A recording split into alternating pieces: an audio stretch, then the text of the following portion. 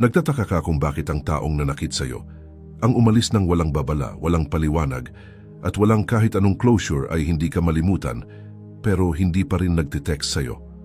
Bakit niya pinapanood ang iyong mga stories pero hindi ka kinakausap? Bakit siya online, nagpo-post, tumatawa at namumuhay, habang ikaw ay nakaupo lang, nalulunod sa katahimikan na iniwan niya ang katotohanan? Tungkol sa kanyang paghihintay, narito ang katotohanan na walang nagsasabi sa'yo. Naghihintay, siya na habulin mo. Pero sa sandaling tumigil ka sa paghabol, tunay na huminto, may kakaibang mangyayari. Ang katahimikan na kinamumuhian mo, ang katahimikan na iyon mismo, ang magiging bilangguan niya. Sa bawat segundo na hindi mo siya tinetext, nagtataka siya kung tuluyan mo na siyang binitawan. Ang bawat post na hindi mo nilike, bawat mensahe na hindi mo ipinadala, bawat reaksyon na pinipigilan mo, mas malakas itong umaalingaw-ngaw kaysa sa anumang salita na masasabi mo. Bakit hindi siya kumikilos?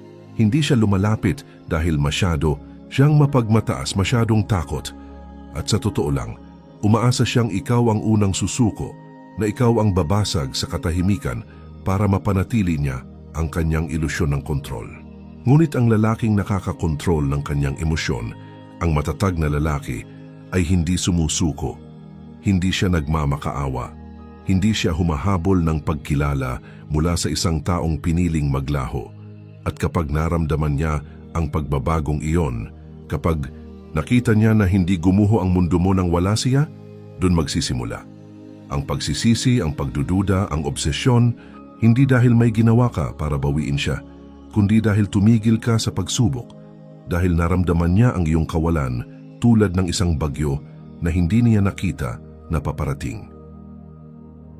Ang iyong pagkabuhay muli ito, ang iyong pagkakataon para muling ibalik ang iyong sarili. Hindi ito laro, ito ang iyong muling pagsilang. Hindi mo siya kailangan bumalik. Kailangan mong ikaw ang bumalik.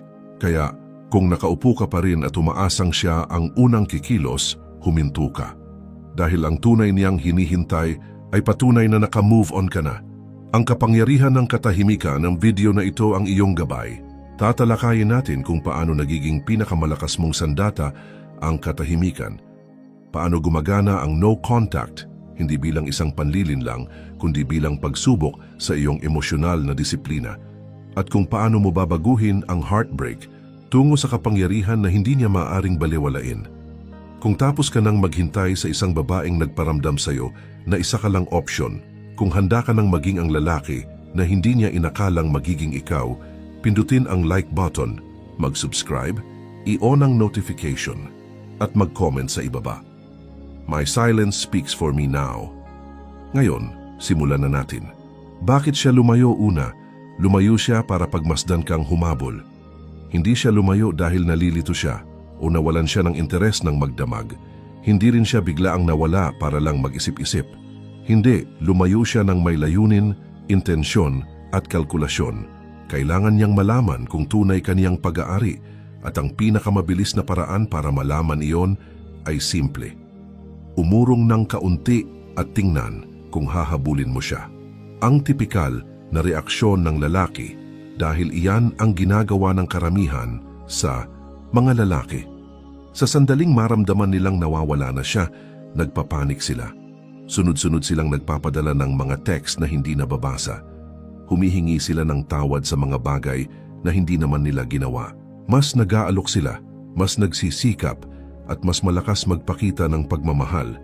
Habang siya naman ay mas kaunti ang sinasabi, mas lumalayo at nawawala ng emosyonal. Bakit? Dahil nakuha na niya ang kanyang sagot. Nasira ka sa sandaling umalis siya. Lumapit ka.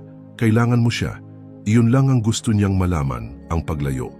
Bilang laro ng kapangyarihan, tandaan, kapag ang isang babae ay lumalayo, hindi ito palaging nangangahulugang iiwan kanya. Minsan, ito ay para sukatin ang iyong reaksyon. Isa itong laro ng kapangyarihan na nagkukubli bilang pagkalito. At kapag nag-react ka tulad ng karamihan sa mga lalaki, emosyonal, padalos-dalos, nagmamakaawa para sa kaliwanagan, ibibigay mo sa kanya ang eksaktong kailangan niya para manatiling wala, kontrol. Ang reaksyon ng isang matatag na lalaki, pero ang matatag na lalaki? Kabaligtaran ang ginagawa niya. Hindi siya kikilos, hindi siya malulugmok. Hindi niya isesend ang mahabang talata na hindi niya rerespetuhin. Kinikilala niya ang nangyayari. Isang tahimik na pagsubok, isang pagsubok sa disiplinang emosyonal, isang pagsubok ng ego laban sa presensya, isang pagsubok upang makita kung kaya pa rin niyang manatiling sentro kahit ang taong pinahahalagahan niya ay bigla na lang naging estranghero. Ang pagbabago sa kanyang pananawat. Kapag naipasa niya ang pagsubok na iyon, kapag hindi siya humabol, hindi nagpaliwanag, hindi sumuko, mayroong nagbabago sa kanya. Inakala niyang alam niya kung paano ito mangyayari. Inakala niyang tatakbo siya pabalik. Ngunit sa halip, naglaho siya sa katahimikan. Walang reaksyon, walang kahinaan, tahimik lang, walang galaw, kawalan. At ang kawalan na iyon ang bumabagabag sa kanya. Hindi ang katahimikan mismo kundi ang ipinahihiwatig nito na baka binitawan na niya, na baka sa totoo lang, sobra niya ang kanyang ginawa. At ngayon, ang takot na sinubukan niyang pukawin sa kanya, ang takot na mawala, ay nagsisimulang gumapang sa kanya. Ang iyong pagwawagi dito ka mananalo, hindi sa paglalaro, hindi sa pagpapanggap na walang pakialam, kundi sa pagiging labis na nakaugat sa iyong halaga sa sarili. Labis na kontrolado ang iyong emosyon, na ang kanyang paglayo ay hindi na nagdidikta ng iyong kapayapaan. Ikaw ang magiging bagyo na hindi niya nakita na paparating, ang hindi humabol dahil hindi niya kailangan. Ang atensyon bilang droga pangalawa, ang atensyon ay droga at ikaw ang kanyang dealer. Ang atensyon ay hindi lamang pagpapatunay, ito ay pera. At alam man niya ito ng sadya o hindi, nalulung siya sa iyo. Bawat text na good morning, bawat papuri, bawat like, bawat onsa ng focus na ibinigay mo sa kanya, lahat ng iyon ay tumama sa kanya tulad ng isang dopamine spike. Ito ang nagparamdam sa kanya na siya ay pinili, hinahangad, ligtas, hindi lang minahal kundi sinamba. Sa paglipas ng panahon, ang iyong atensyon ay naging kanyang fix. Ang problema sa patuloy na pagbibigay, ngunit narito ang problema. Hindi niya nirespeto ang supply dahil palagi itong available. Ikaw ay consistent, predictable, laging nariyan kapag kailangan ka niya. Sa una, naramdaman niya iyon na maganda, ngunit kalaunan, naging ingay sa background, puting ingay. Tumigil siya sa pagpapahalaga nito hindi dahil hindi ito mahalaga, kundi dahil palagi itong nariyan. Nakalimutan niya ang halaga. Nakalimutan niya kung ano ang pakiramdam ng pagkamit nito. Ang epekto ng pagbawi ng atensyon kaya naman, mas malakas ang epekto ng iyong pagbawi kaysa sa anumang text na maaari mong ipadala. Sa sandaling manahimik ka, talagang manahimik, lumilikha, ito ng kawalan. At kinamumuhian ng utak ng tao ang mga kawalan. Nagsisimula siyang suriin ang iyong online status, nagtataka kung bakit hindi mo nilike ang kanyang bagong post, kung bakit hindi lumabas ang pangalan mo sa kanyang mga notification. Hindi iyon nagkataon lang. Iyan ay withdrawal ng adiksyon. Nasasanay siyang ubusin ka araw-araw at ngayon ang pinagmulan ay nanlamig. Ang pagbabalik ng balanse, hindi mo siya sinusubukang saktan, hindi mo siya ginagawang multo. Ibinabalanse mo lang ang mga timbangan. Pinabawi mo ang iyong halaga sa pamamagitan ng hindi na ito ibinibigay ng libre. Pinapaalalahanan mo siya na ang iyong oras, ang iyong focus, ang iyong enerhiya, ang mga bagay na iyon ay kinikita, hindi ibinibigay ng basta-basta. Ang epekto ng pagkukulang at narito ang twist. Habang mas kaunti ang ibinibigay mo, mas nagiging mahalaga ka. Iyan ang scarcity effect sa aksyon. Sa sandaling maging bihira ang isang bagay, nagiging kanais-nais ito kahit na dati ay hindi niya ito pinahahalagahan. Magsisimula siyang questionin ang kanyang sariling mga pagpipilian. Pag-iisipan niyang muli ang mga pag-uusap. Mas susuriin niya ang katahimikan dahil ngayon ay hindi na siya sigurado kung may access pa rin siya sa iyo. Ang kawalan ng katiyakan na iyon, ito ay magnetic. Mas hihilahin siya nito ng mas malalim kaysa sa nagawa ng atensyon dahil sa pagkakataong ito kailangan niyang paghirapan ito. At ang pagbabagong iyon mula sa pagiging supplier mo patungo sa pagiging premyo ang siyang dahilan kung bakit siya hahabol. Ang sining ng estratehikong pagkawala pangatlo, ang sining ng estratehikong pagkawala. Kapag palagi kang available, nagiging invisible ka. Iyan ang kabalintunaan. Habang mas madalas kang nagpapakita, mas inaasahan ka niya. Habang mas madalas kang lumalapit, mas nawawalan ng bigat ang iyong mga salita. Malakas ang pagiging consistent, ngunit kapag labis, nagiging ingay lang ito. Kapag ikaw ay ingay sa background, hindi ka na ang kwento. Nariyan ka lang, hanggang sa mawala ka. Ang kapangyarihan ng pagkawala diyan, pumapasok ang kapangyarihan ng estratehikong pagkawala. Hindi ito tungkol sa pagputol ng ugnayan sa galit. Ito ay tungkol sa pag-atras ng may katumpakan, ng may kontrol. Naglalaho ka, hindi dahil emosyonal ka, kundi dahil hindi na libre ang iyong presensya. Inakala niyang kaya niyang umurong, manlamig, lumayo at nandoon ka pa rin kapag bumalik siya. Inakala niyang ang iyong katapatan ay walang kondisyon. Ngunit ngayon, nararamdaman niya ang katahimikan at mas malakas ito kaysa sa anumang sinabi. Motang epekto ng pagkawala. Ang pagkawala ay hindi passive. Ito ay presyon. Kapag ginawa ng tama, lumilikha ito ng isang bagay na hindi niya maaaring baliwalain, kaibahan. Naaalala niya kung gaano ka ka-available dati, kung paano nililiwanag ng iyong mga mensahe ang kanyang telepono. At ngayon, wala. Ang paghinto na iyon ay lumilikha ng kawalan na pumipilit sa kanya na magbigay pansin. Hindi sa iyo kundi sa kanyang sarili, sa kanyang mga desisyon, sa kanyang ego. Nagsisimula siyang magtanong, nagkamali ba ako? At ang pagdududa na iyon, ang mabagal na pagliyab ng pagkaunawa, ang siyang pinagmulan ng iyong kapangyarihan. Ang katotohanan ng isang matatag na lalaki dahil narito ang katotohanan ng isang matatag na tao. Hindi mo kailangang kumbinsihin siya sa iyong halaga. Ginagawa ito ng iyong pagkawala para sa iyo. Isa itong tahimik na paalala na hindi ka lang basta isa pang lalaki na naghihintay. Ikaw ay isang lalaki na pinipili kung saan niya inilalagay ang kanyang enerhiya. Kung siya ay lumayo, iginagalang mo iyon sa pamamagitan ng pagpantay sa kanyang distansya at pagdodoble nito. Pagwawagi sa pamamagitan ng estratehikong pagkawala. Natatakot ang karamihan sa mga lalaki sa pagkawala. Natatakot silang makalimutan siya. Natatakot silang mag-move on siya. Ngunit ang mga nakakabisado nito ay natatanto na ang pagkawala ay hindi nakakapaglimot. Ito ang nakakapagpaalala sa kanya. Ang bawat tahimik na sandali ay nagiging trigger. Ang bawat oras na walang mensahe ay nagiging tanong. Bakit hindi siya lumapit? Huminto ba siya sa pagmamahal? May kasama ba siyang iba? Sapat na ang nasabi mo. Ngayon, hayaan mong magsalita ang katahimikan. Ang estratehikong pagkawala ay hindi pag-atras, ito ay pagtaas. Ito ang paraan mo para magmula sa lalaking gusto siya patungo sa lalaking gusto niyang bumalik. Ang emosyon bilang bitag, huminto o lamunin pang-apat. Ang mga emosyon ay bitag. Huminto ka o malalamon ka. Hindi ka makakapag-isip ng malinaw kapag dumudugo ka ng emosyonal. At iyon mismo ang dahilan kung bakit siya lumayo, dahil alam niyang masasaktan ka nito. Alam niyang magti-trigger ito ng iyong pangangailangan para sa mga sagot, para sa closure, para sa katiyakan. Ngunit narito ang bitag, habang mas emosyonal kang reaktibo, mas maraming kapangyarihan ang ibinibigay mo sa kanya. Habang mas marami kang nararamdaman, mas kontrolado ka niya.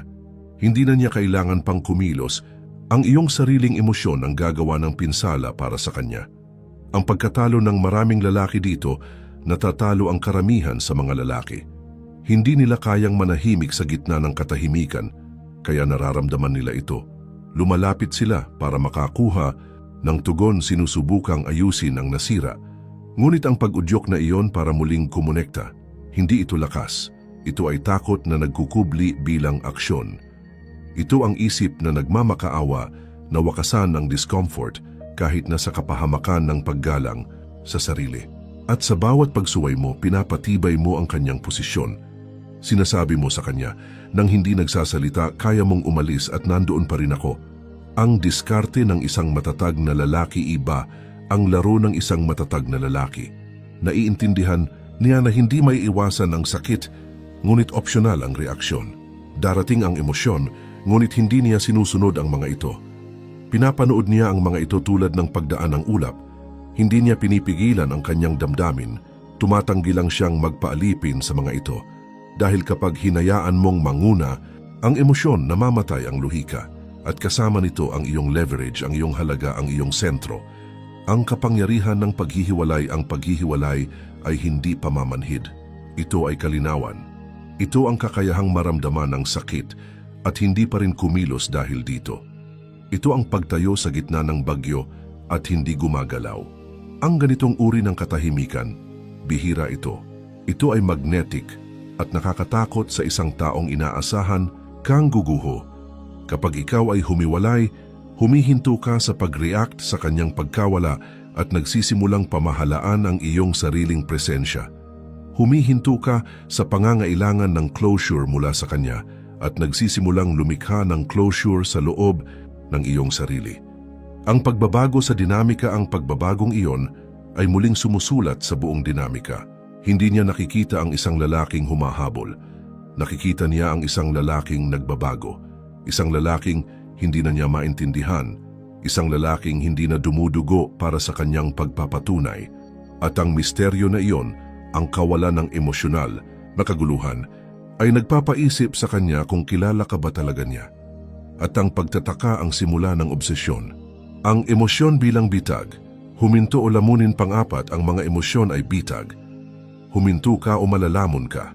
Hindi ka makakapag-isip ng malinaw kapag dumudugo ka ng emosyonal. At iyon mismo ang dahilan kung bakit siya lumayo, dahil alam niyang masasaktan ka nito. Alam niyang magti-trigger ito ng iyong pangangailangan para sa mga sagot, para sa closure, para sa katiyakan. Ngunit narito ang bitag. Habang mas emosyonal kang reaktibo, mas maraming kapangyarihan ang ibinibigay mo sa kanya. Habang mas marami kang nararamdaman, mas kontrolado ka niya. Hindi na niya kailangan pang kumilos. Ang iyong sariling emosyon ang gagawa ng pinsala para sa kanya. Ang pagkatalo ng maraming lalaki dito, natatalo ang karamihan sa mga lalaki. Hindi nila kayang manahimik sa gitna ng katahimikan, kaya nararamdaman nila ito. Lumalapit sila para makakuha ng tugon, sinusubukang ayusin ang nasira. Ngunit ang pag-udyok na iyon para muling kumonekta, hindi ito lakas, ito ay takot na nagkukubli bilang aksyon. Ito ang isip na nagmamakaawa na wakasan ang discomfort kahit nasa kapahamakan ng paggalang sa sarili. At sa bawat pagsuway mo, pinapatibay mo ang kanyang posisyon. Sinasabi mo sa kanya nang hindi nagsasalita, kaya mong umalis at nandoon pa rin ako. Ang diskarte ng isang matatag na lalaki iba, ang laro ng isang matatag na lalaki. Naiintindihan niya na hindi may iwasan ng sakit, ngunit opsyonal ang reaksyon. Darating ang emosyon, ngunit hindi niya sinusunod ang mga ito. Pinapanood niya ang mga ito tulad ng pagdaan ng ulap. Hindi niya pinipigilan ang kanyang damdamin. Tumatanggi lang siyang magpaalipin sa mga ito. Dahil kapag hinayaan mong manguna, ang emosyon namamatay ang luhika at kasama nito. Ang iyong leverage, ang iyong halaga, ang iyong sentro. Ang kapangyarihan ng paghihiwalay, ang paghihiwalay ay hindi pamamanhid. Ito ay kalinawan. Ito ang kakayahang maramdaman ang sakit at hindi pa rin kumilos dahil dito. Ito ang pagtayo sa gitna ng bagyo at hindi gumagalaw. Ang ganitong uri ng katahimikan, bihira ito. Ito ay magnetic at nakakatakot sa isang taong inaasahan kang guguho. Kapag ikaw ay humiwalay, humihinto ka sa pag-react sa kanyang pagkawala at nagsisimulang pamahalaan ang iyong sariling presensya. Humihinto ka sa pangangailangan ng closure mula sa kanya at nagsisimulang lumikha ng closure sa loob ng iyong sarili. Ang pagbabago sa dinamika, ang pagbabagong iyon ay muling sumusulat sa buong dinamika. Hindi niya nakikita ang isang lalaking humahabol. Nakikita niya ang isang lalaking nagbabago. Isang lalaking hindi na niya maintindihan. Isang lalaking hindi na dumudugo para sa kanyang pagpapatunay. At ang misteryo na iyon, ang kawalan ng emosyonal na kaguluhan, ay nagpapaisip sa kanya kung kilala ka ba talaga niya. At ang pagtataka ang simula ng obsesyon. Ang kababaihan ay nakakaramdam ng malalim. Ngunit tumutugon sa kapangyarihan pang-anim, ang kababaihan ay emosyonal na nilalang. Oo, ngunit huwag mong ipagkamali ang emosyon sa kahinaan. Nararamdaman ng kababaihan ang lahat, ngunit hindi sila lumalapit sa nakakasakit. Lumalapit sila sa nakakahila sa kanila, sa nakakakuha ng kanilang atensyon, respeto, at kuryosidad. At ang paghila na iyon, ang puwersa ng grabidad na nagbabalik sa kanya, ay hindi pag-ibig, ito ay kapangyarihan. Ang iyong kapangyarihan, hindi emosyon ang hahanapin, kundi lakasang totoo, alam na niya ang nararamdaman mo. Ipinakita mo iyon sa bawat mensahe, bawat tawag, bawat pagtatangka na ayusin ang mga bagay. Ngunit ngayon, hindi na siya naghahanap ng mas maraming emosyon. Pinagmamasdan niya ang iyong lakas. Gusto niyang malaman kung kaya mong tumayo ng mag-isa, kung kaya mong manahimik at hindi gumuho, kung kaya mong umalis at hindi lumingon. Dahil iyan ang nagpapayanig sa kanya, hindi ang iyong damdamin, kundi ang iyong pagpipigil. Ang pagkabigo ng karamihan sa lalaki dito, nabibigo ang karamihan sa mga lalaki. Iniisip nilang ang pagiging vulnerable ang daan pabalik. Iniisip nilang ang pagiging bukas at totoo tungkol sa kung gaano sila nasasaktan ang magpapabalik sa kanya. Ngunit ang emosyon ng walang kontrol ay hindi umaakit. Ito ay nagtataboy, nagsesenyales, ito ng kawalang tatag, pagiging palaasa at kakulangan ng sentro. Maaaring kaawaan kanya ngunit hindi kanya nanaisin, at kung walang pagnanais, walang pagbabalik. Ang pagbabago mula pangangailangan tungo sa pagiging master ng sarili, ngunit kapag lumipat ka mula sa paghingi na siya ay bumalik patungo sa pagiging master ng iyong sarili, doon siya magsisimulang makaramdam muli. Hindi para sa kung sino ka noon, kundi para sa kung sino ka na ngayon. Nakikita niya ang isang lalaking hindi na nalulugmok, hindi na nagmamakaawa, hindi na sumasayaw para sa atensyon. Isang lalaking hindi malamig, kundi matatag, kalmado at nakasentro. Iyan ang kapangyarihan. Iyan ang nagpapaisip sa kanya sa kanyang desisyon, dahil ngayon ay hindi na niya tinitingnan ang lalaking iniwan niya. Nakatingin siya sa lalaking hindi niya inasahang babangon. Ang kapangyarihan ng kawalang katiyakan, at narito ang twist. Kapag hindi ka na naghahangad na patunayan ang iyong halaga sa kanya, siya na ang magsisimulang subukan na patunayan ang kanyang halaga sa iyo. Magsisimula siyang magtaka kung nasaan siya, kung may pwesto pa ba siya, kung bukas pa ba ang iyong puso, o kung may mas malakas, mas akma sa iyong bagong enerhiya, ang umagaw na ng kanyang pwesto. Ang kawalang katiyakan na iyon, ang tahimik na banta ng pagpapalit, ay tumatagos sa kanyang ego tulad ng isang talim dahil sa kaibuturan ng kanyang puso. Alam niyang hindi talaga makapag-move on ang isang babae mula sa isang lalaking lumaki sa kanyang katahimikan. Ang iyong katahimikan ay pumipilit sa kanyang magnilay pang 7. Ang katahimikan ay hindi lang kawalan ng ingay, ito ay presensya ng presyon. Kapag huminto ka sa pagsasalita, sa paglapit at sa pagre-react, lumilikha ka ng espasyo. At sa espasyong iyon, sa wakas ay maririnig niya ang isang bagay na kanyang nilulunod. Ang kanyang sariling mga saloobin, ang kanyang mga pagdududa, ang kanyang mga pag-aalinlangan, ang kanyang pagkakasala. Nang walang iyong pagpapatunay para pamanhidin ito, nagsisimulang gumapang ang mga tanong. Bakit hindi siya nag-text? Talaga bang naka-move on na siya sa akin? May halaga ba ako sa kanya? Ang epekto ng iyong pagkawala ng atensyon, tandaan, ang iyong atensyon ay dating nagpoprotekta sa kanya mula sa mga kaisipang iyon. Hanggat hinahabol mo siya, kaya niyang magpanggap na may kontrol siya. Hindi niya kailangang mag-isip, hindi niya kailangang magnilay, hindi niya kailangang maramdaman ang bigat ng kanyang tinalikuran. Ngunit iba ang iyong katahimikan. Pinipilit nito siyang manahimik sa mga bagay na sinubukan niyang baliwalain. Ang muling pagsulat ng kwento narito ang nangyayari sa katahimikan na iyon. Muli niyang sinusulat ang kwento. Sa una, sinabi niya sa sarili na maghihintay ka, na susuko ka na hindi makakaligtas ang iyong pagmamalaki sa kanyang pagkawala. Ngunit habang lumilipas ang mga araw at wala pa ring tugon mula sa iyo, nagsisimulang masira ang salaysay na iyon. Sinusubukan ng kanyang ego na labanan ito, ngunit patuloy na bumubulong ang katahimikan. Baka hindi na siya babalik. Pagsisisi at pagbaliktad ng tungkulin doon, nagsisimulang pumasok ang pagsisisi. Hindi palaging malakas, hindi palaging dramatiko.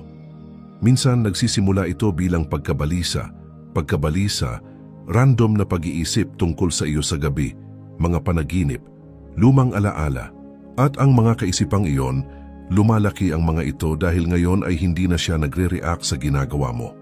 Nagre-react siya sa hindi mo ginagawa.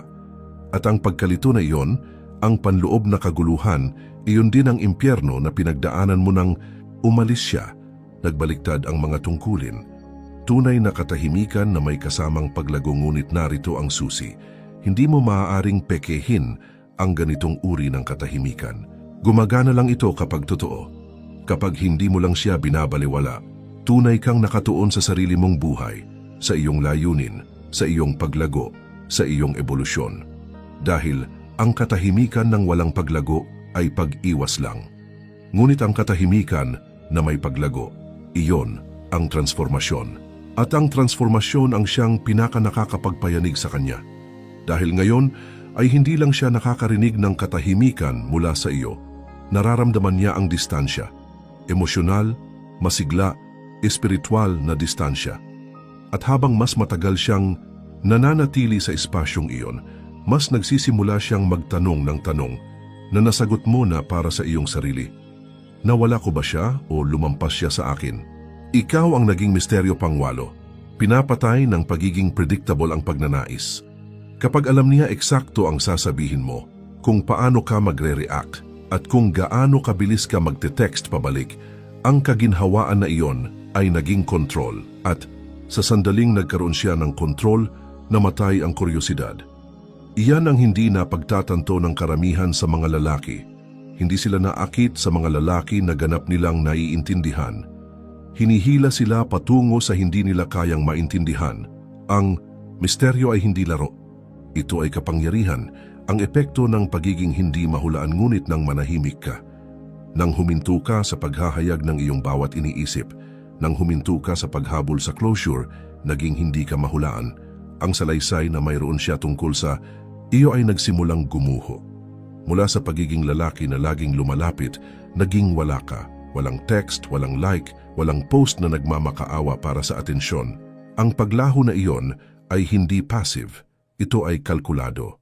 At mas nakakaapekto ito sa kanya kaysa sa anumang emosyonal na outburst dahil ngayon ay hindi niya alam kung ano ang iniisip mo. Hindi niya alam kung nasasaktan ka o gumaling na, kung naghihintay ka o naka-move on na, kung namimiss ka niya o nakalimutan ka na. Ang pagkabuhay muli ng atraksyon ng kawalang katiyakan na iyon ay lumilikha ng tensyon. At ang tensyon na iyon ang nagbabalik sa atraksyon mula sa kamatayan. Dahil ang utak ng tao ay ginawa upang lutasin ang mga palaisipan. At ngayon, ikaw ang palaisipan. Nagsisimula siyang silipin ang iyong mga stories, ngunit mas kaunti ang iyong mga post. Sinusuri niya ang iyong profile, ngunit ikaw ay nanahimik. Naghahanap siya ng mga senyales na ikaw ay nanghihina, ngunit ang tanging nakikita niya ay distansya, katahimikan, presensya. At nagtitrigger iyon ng isang sinaunang bagay sa kanyang pag-iisip. Ang pangangailangan na muling makuha ang iyong atensyon, ang pagbabago. Mula pagiging bukas tungo sa pagiging misteryo ito, ang kabaligtaran ng kung paano ito nagsimula. Sa simula, ikaw ay bukas, transparent, available. Mayroon siyang ganap na access sa iyo. Ngayon siya ay nasa labas ng gate at hindi niya alam kung paano makapasok muli. Ang hindi alam na iyon ang siyang humihila sa kanya ng mas malalim dahil ang misteryo ay nagpapahiwatig ng halaga, kakulangan at lakas. At kapag ang isang lalaki ay naging misteryo, ang isang babae ay nagiging obsessed sa pagde-decode sa kanya. Ang pag-angat sa halip na pagkukubli, ngunit narito ang catch. Ang misteryo ay hindi tungkol sa pagpapanggap. Ito ay tungkol sa pamumuhay. Pamumuhay ng lubos, ng walang pagsisisi, nang may layunin na ang iyong katahimikan ay hindi isang taktika. Ito ay isang bunga ng pagiging nakatuon sa iyo.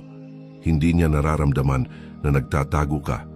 Nararamdaman niya na ikaw ay umaangat. At iyan ang pagkakaiba.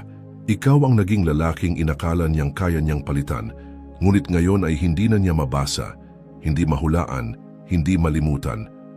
Doon nagiging pagnanais ang kuryosidad, at ang pagnanais ay laging humahantong sa aksyon. Ang pagbabalik ay hindi hinahabol. Ito ay pinipili pang siyam, hindi mo hinahabol ang pagbabalik. Nagiging ikaw ang uri ng lalaki na natural na nakakahanap nito. Iyan ang maling akala ng karamihan sa mga lalaki. Iniisip nilang ang katahimikan ay countdown lang hanggang sa lumapit siya, na kung maghihintay lang sila ng matagal babalik siya. Ngunit narito ang katotohanan, ang no contact ay hindi tungkol sa paghihintay. Ito ay tungkol sa pagtatrabaho. Hindi ito tungkol sa pag-upo sa dilim at umaasang namimiss ka niya. Ito ay tungkol sa pagiging isang taong lubos na naging mas mahusay, na kahit bumalik siya, kailangan niyang paglabanan ang bersyon mo na dating kanyang binaliwala, ang pagbabago. Mula sa dati, patungo sa bagong ikaw. Dahil sa totoo lang, ang lalaking iniwan niya ay available, predictable at emosyonal. Kailangan niya ang pagtanggap ng babae para maramdaman ang kanyang sarili na buo. Ngunit ang bagong lalaki na ito, ang nabuo sa katahimikan, binuo sa disiplina, pinatalas ng pagkawala, hindi na nga siya nag-iisip ng pareho. Hindi niya hinahanap ang umalis sa kanya. Pinahahalagahan niya ang nanatili sa kanya, ang kanyang paggalang sa sarili, ang kanyang layunin, ang kanyang paglago, ang pagbabalik bilang paniningil, hindi muling pagkakaisa at kapag bumalik siya at kung ginawa mo ang iyong trabaho, babalik siya. Hindi ito muling pagkakaisa, ito ay paniningil. Hindi niya nakikilala ang lalaking kanyang iniwan. Nakikilala niya ang lalaking hindi niya inasahang babangon. Ang isa na huminto sa pagmamakaawa, huminto sa pagpapaliwanag, huminto sa pagliit para lang maunawaan. Ngayon, mas kaunti ang iyong sinasalita, mas matalino kang kumilos at pinipili mo ang kapayapaan kaysa sa reaksyon. Hindi mo siya pinapabalik dahil nag-sorry siya. Hinahayaan mo siyang patunayan na karapat-dapat siya sa pagiging malapit sa bersyon mo na ito. Ganyan nagbabago ang kapangyarihan, ang pagpili sa sarili at hindi paghihintay sa pagbabalik ng umalis siya. Gusto mong magbago siya. Ngunit ngayon, ikaw ang nagbago. Ikaw ang naging lalaking hindi na kailangang piliin dahil pinili mo ang iyong sarili. At iyan higit pa sa anumang katahimikan o distansya ang siyang nagpapayanig sa kanya. Hindi ka na naghihintay para sa pagbabalik. Ikaw ang naging lalaking hindi niya makapaniwalang pinakawalan niya. Ang tunay na dahilan ng no contact at kung hindi siya bumalik, hindi ka guguho dahil ang paglalakbay na ito ay hindi kailanman tungkol sa kanyang pagbabalik. Ito ay tungkol sa iyong pagbabalik sa lakas, sa kaliwanagan, sa isang matatag na pagkakakilanlan. Hindi ka nag-no contact para ibalik siya. Nag-no contact ka para ibalik ang iyong sarili. Ang Marcus Aurelius Tagalog, ang pagpapakawala ay hindi kahinaan. Ito ay kapangyarihan pang-10. Ang pagpapakawala ay hindi kahinaan. Ito ay kapangyarihan. Ito ang huling galaw sa larong hindi niya alam na nilalaro niya. Dahil kapag ganap mo, siyang pinakawalan. Hindi lang sa iyong telepono, kundi sa iyong isip, sa iyong salaysay, sa iyong pagkakakilanlan. Binibigyan mo siya ng isang bagay na walang text ang makakagawa. Ang biyaya ng iyong pagkawala. Ang pagkakaiba ng tunay na matatag na lalaki. Karamihan sa mga lalaki ay nananatiling nakasabit sa kawalan, naghihintay, umaasa, kalahating nakahiwalay. Sinasabi nilang naka-move on na sila. Ngunit sa kaibuturan ay pinapanood pa rin nila ang pinto, naghihintay na magbukas ito. Hindi iyon stoicismo, iyon ay panlilinlang sa sarili. Ang tunay na matatag na lalaki ay hindi lang basta umaalis, siya ay ganap na nagpapakawala. Walang galit, walang sama ng loob, tahimik lang, may paggalang sa sarili at patuloy na gumagalaw. Ang tunay na tagumpay dahil narito ang katotohanan. Kung nakatakdang bumalik siya, babalik siya, ngunit hindi sa parehong lalaki. Hindi sa bersyon na emosyonal na palaasa at madaling basahin. Kung babalik siya, haharap siya sa isang taong kailangan niyang paghirapan. At kung hindi siya bumalik, nanalo ka pa rin dahil hindi mo hinayaan na tukuyin ka ng heartbreak. Hinayaan mo itong pahusayin ka. Ang huling galaw ng kapangyarihan, ang pagpapakawala ang huling galaw ng kapangyarihan. Sinasabi nito, hindi ko na kailangan ng closure, ako ang closure. Isa itong tahimik na deklarasyon na hindi ka na available sa nakaraan. Hindi ka na ginagabayan ng kung ano ang umalis. Ginagabayan ka na ng kung ano ang nasa unahan. Layunin, progreso, kapayapaan. At ang enerhiya na iyon Ang panloob na kapayapaan na hindi kumikilos, hindi humahabol, hindi nagmamakaawa. Iyan ang Marcus Aurelius Tagalog. Ang iyong kwento ay nagsisimula palang binigyan mo siya ng kalayaan na umalis. At sa paggawa nito, binigyan mo ang iyong sarili ng kalayaan na bumangon. Dito nagtatapos ang kwento. Hindi sa muling pagkakaisa, hindi sa paghihiganti, kundi sa muling pagsilang. Hindi mo siya nabawi mo ang iyong sarili, at sa huli iyon lang ang tanging tagumpay na mahalaga. Dumating ka rito na naghahanap ng mga sagot, nagtataka kung bakit hindi siya nagte-text, kung bakit siya nawala, kung bakit mas masakit ang katahimikan kaysa sa paalam. Ngunit ang natagpuan mo ay hindi tungkol sa kanya, ito ay tungkol sa iyo. Ang kanyang paglayo ang naging simula, ngunit ang iyong katahimikan, iyan ang apoy. Iyan ang nagpabago sa iyo mula sa lalaking iniwan niya tungo sa lalaking hinding-hindi niya malilimutan. Ang paglalakbay na ito ay hindi tungkol sa pagbabalik sa kanya. Ito ay tungkol sa muling pagkuha ng iyong presensya, ng iyong kapangyarihan, ng iyong kapayapaan. At kung bumalik siya, mabuti. Hayaan siyang makilala ang bersyon mo na hindi niya inakalang umiral. At kung hindi siya bumalik, mas mabuti dahil masyado ka nang malayo, masyado nang nakaugat, masyado nang mataas, masyado nang ikaw para magmalasakit. Hindi ka sumuko, hindi ka humabol, hindi ka nawala sa bagyo, nagpatuloy ka. Iyan ang stoicismo, iyan ang lakas, iyan ang ibig sabihin ng pagpapala sa isang tao ng iyong katahimikan, ng iyong distansya, ng iyong ebolusyon. Kaya, kung ang mensaheng ito ay tumama sa iyo, huwag mo itong hayaang manatiling isang pag-iisip. Gawin itong isang kilusan, sumali sa kapatiran ng mga lalaking hindi nagmamakaawa, hindi sumusuko, at hindi yumuyuko para sa pag-ibig na hindi pinaghirapan. I-like ang video, mag-subscribe sa channel, i-on ang notifications, at mag-comment sa ibaba.